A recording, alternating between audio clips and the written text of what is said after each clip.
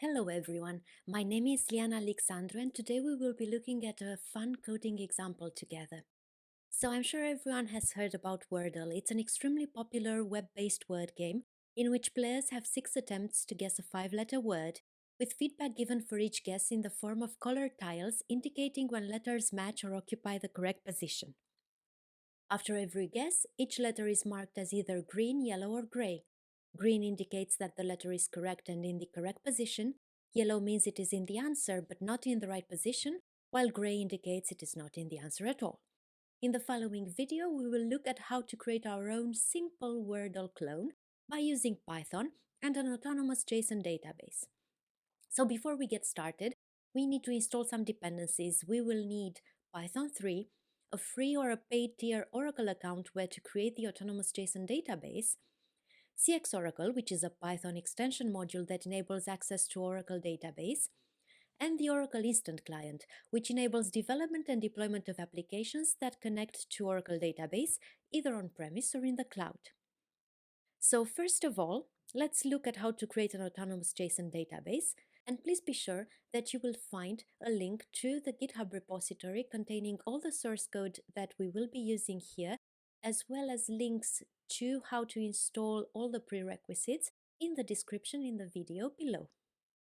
So, first of all, we need to create an autonomous JSON database to store our world collection in.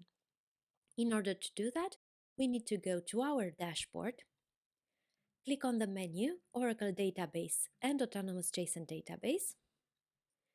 And here we will see that I already have one created. Let's switch to the right region. So this is running and available.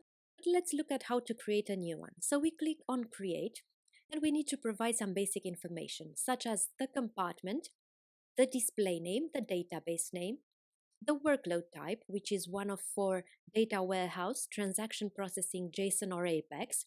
Of course, we will be using JSON for our example. The deployment type is shared infrastructure. The database is of type 19C.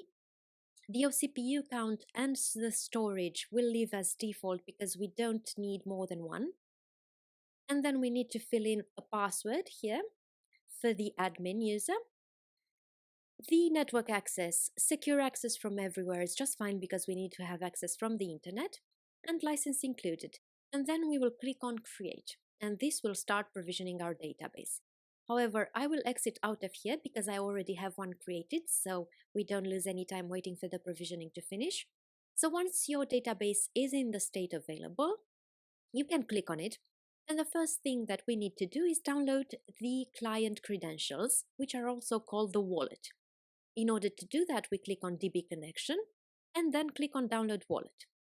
And this will open a pop-up in which we need to fill in a password and then the download will start.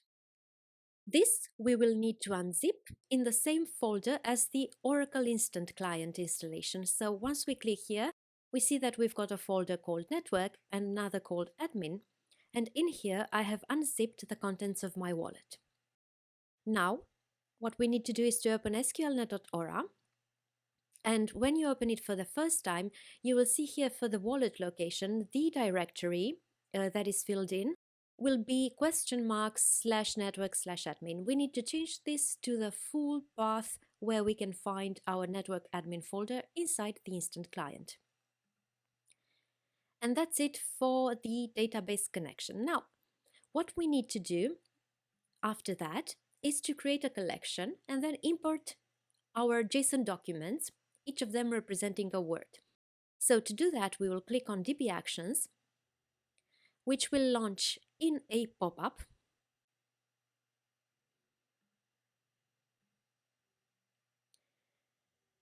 And in the Oracle Database Actions, we will need to sign in with the username and password that we used when we have created our database. Once we have signed in, we have a menu where we can perform some actions on the database. And what's interesting for us is JSON, where we can manage our JSON document database. So once we click on that, we will be able to see our collections. As you can see, I've got a collection called Wordle with some words imported. In order to create a collection, we would click on this button here called New Collection and give it a name. We can also select a tick box that will make it MongoDB compatible. And then this button here will allow us to import the JSON document containing our words. And once we upload that, it will import all the words inside within our collection. So once we have done this, we can now move over to our code. So first of all, we've got a file called jsondbenv.py, which basically contains my database connection details, the Oracle Instant Client location, username, password, and the DSN. And you can find your available DSNs within the tnsnames.ora file in the wallet installation location. So we will be using these first of all in a test file. So I've got here a quick test where we import the CX Oracle module. We import our file containing the configuration and rend it. And then we generate a client using init Oracle client with our library directory. We connect to the database using our user password and the DSN. And then we use Soda to actually get the database, open the collection, and get all of the documents inside the collection. Then using randint, we generate a random index and we print the word corresponding to that index. And of course, at the end, we close the connection. So let's test this out.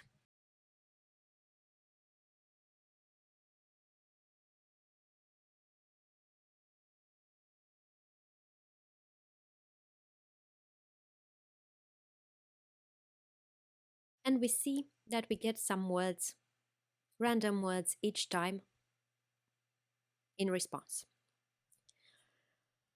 Now, we are going to use basically the same code, just modified a bit, within a module called agdconnection.py, where our database connection is a function wrapped in a try-catch, where we do basically the same thing and return the result. And then we've got another function that gets that result from the database and the random index and returns the word.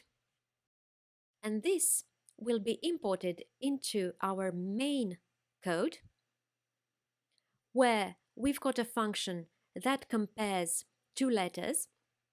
So if the letters are identical and in the same position within two words that we give this function as an input, it will print a green square. If it cannot find the letter, it prints a black square. Otherwise, if it finds the letter but it's not in the right position, it prints a yellow square. And then in the main block of code, we get the word from the database and convert it to lowercase. We set the number of guesses to 6, and then we loop through our guesses taken from the input, again in lowercase, so we can compare them. And we do two asserts on them. First of all, one checking that the length of the word is exactly 5 letters. And then we check that the word is only formed of letters and not other characters. Of course, as you can see, we do not check here that the user actually inputs words that exist. This would be a nice functionality to extend this simple Wordle example with. And then we compare the two words. If the words are identical, so if the user has guessed right, we print well done and then we exit the loop. Otherwise, if we reach the end, we print the correct word. Okay, so now let's run our code and play the game.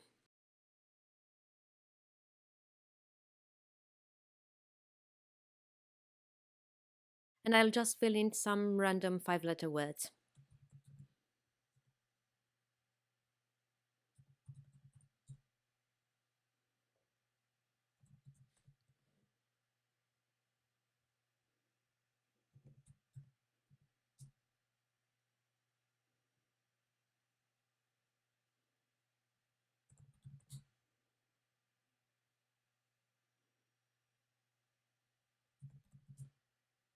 And the answer was TP. Thank you so much. I hope you've enjoyed this video. Happy coding, and I'll see you next time for our future videos on other fun subjects. Goodbye.